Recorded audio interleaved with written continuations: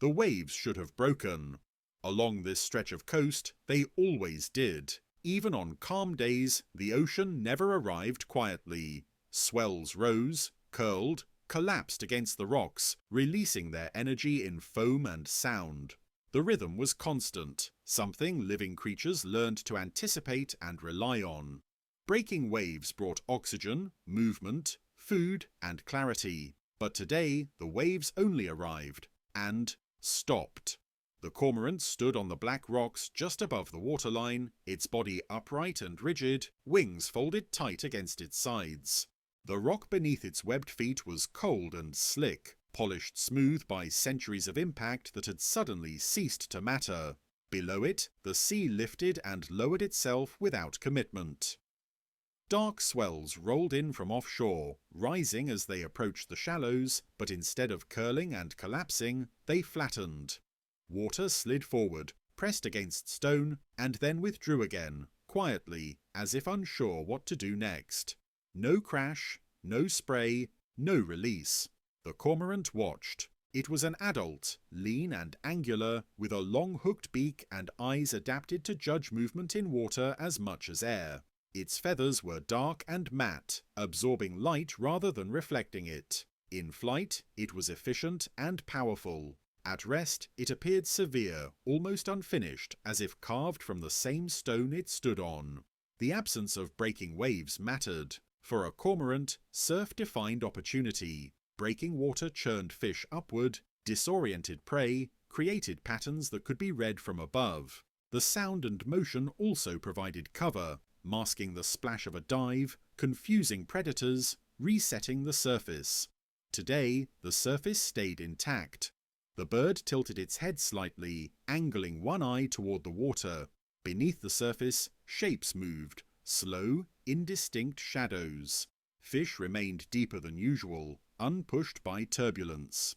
Without wave energy transferring downward, the upper layers of water stayed layered and calm. The cormorant did not dive.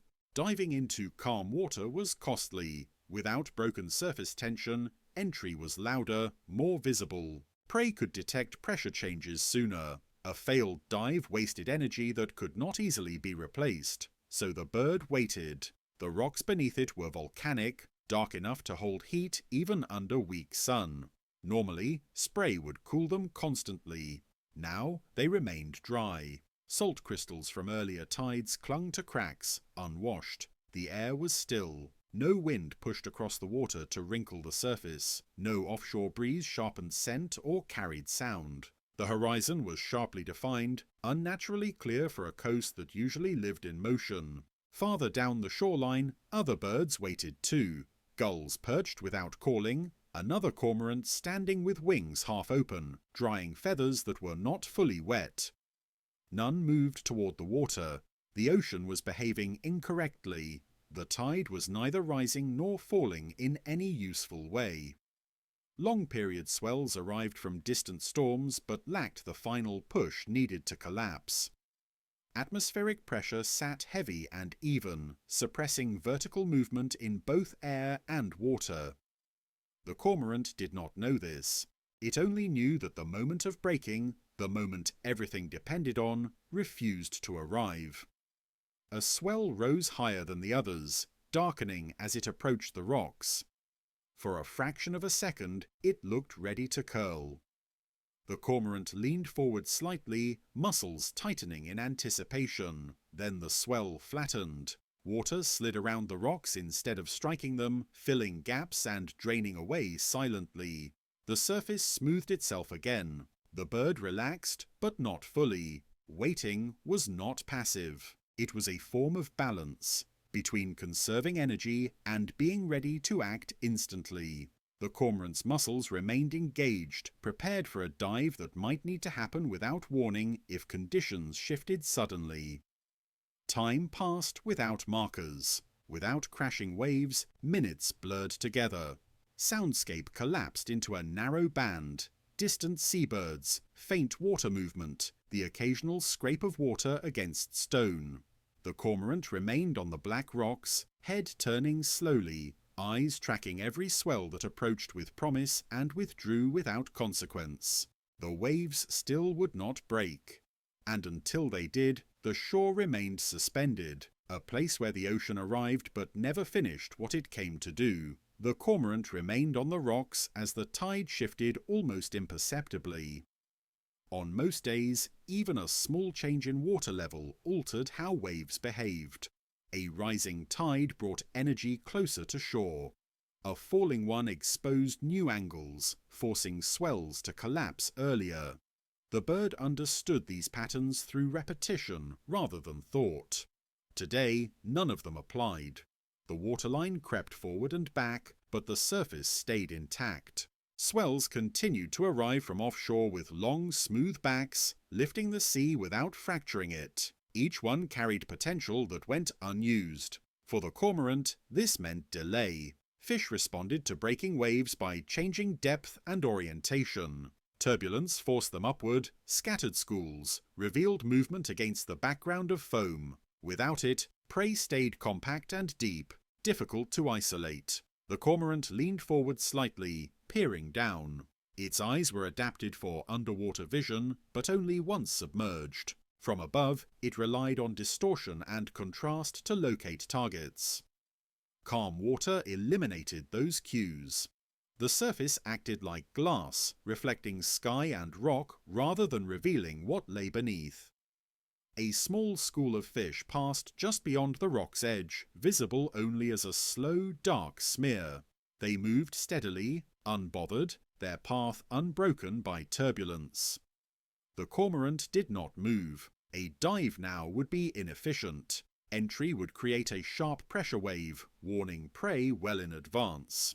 Without foam or noise to mask the splash, the element of surprise was gone. Waiting conserved energy, but waiting also cost time. The bird shifted its weight slightly, toes gripping the slick rock. Muscles in its legs tightened, then relaxed, maintaining balance on a surface that was damp but no longer actively washed. Salt residue dried in thin white lines around its feet. The absence of spray changed more than feeding. Breaking waves oxygenated the nearshore water, mixing layers and refreshing the surface. Without that mixing, the water closest to the rocks felt heavier, warmer, and less dynamic. The Cormorant sensed this indirectly, through the lack of scent, the absence of fine bubbles, the stillness of floating debris. A strand of kelp drifted past without tumbling. Usually, kelp twisted violently in the surf, stretching and snapping against itself.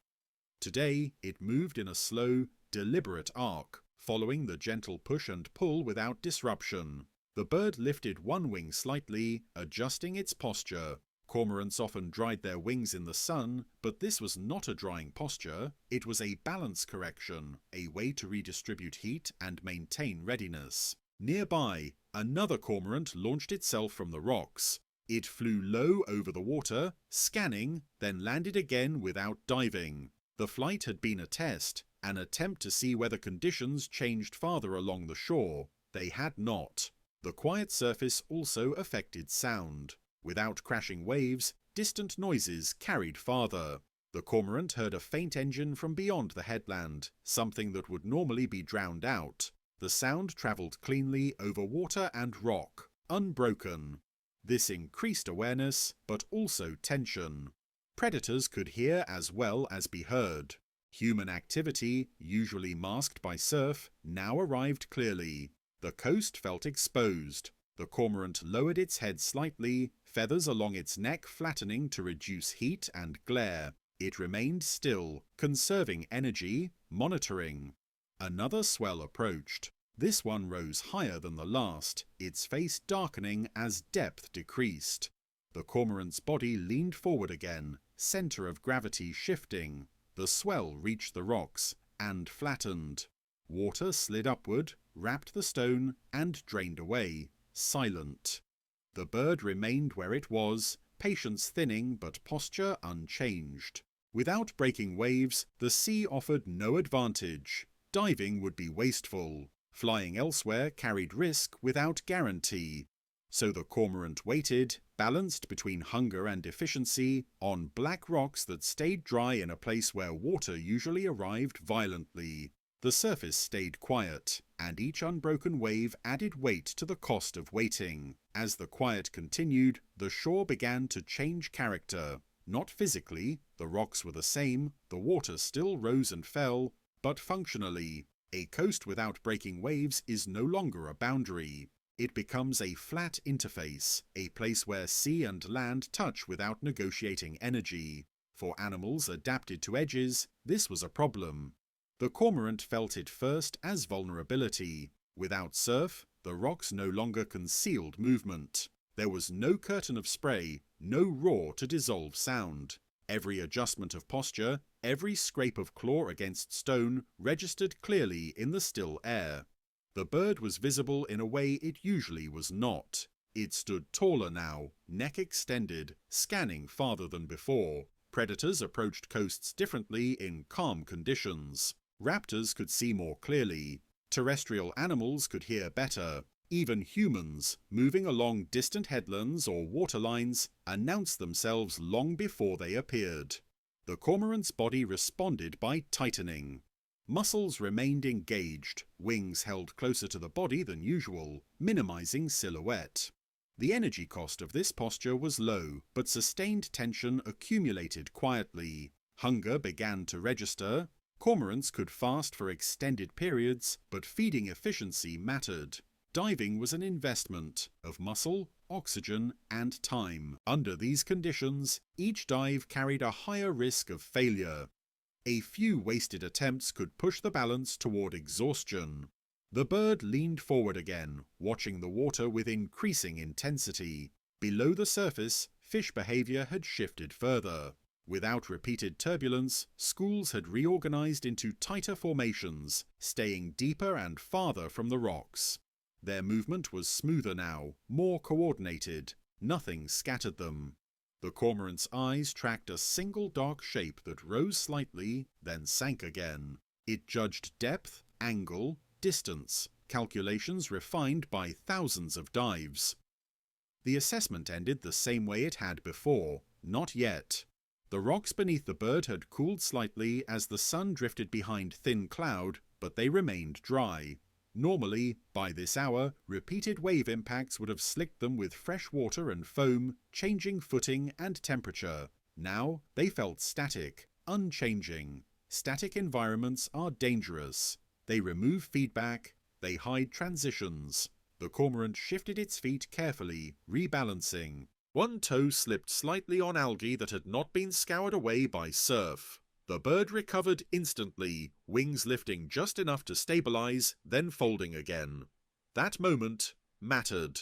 A fall into calm water would be louder, more exposed. A recovery would cost more energy. The margin for error was narrower than usual. The bird adjusted its stance, spreading weight more evenly, lowering its center of gravity. This reduced the chance of slipping, but increased muscle engagement.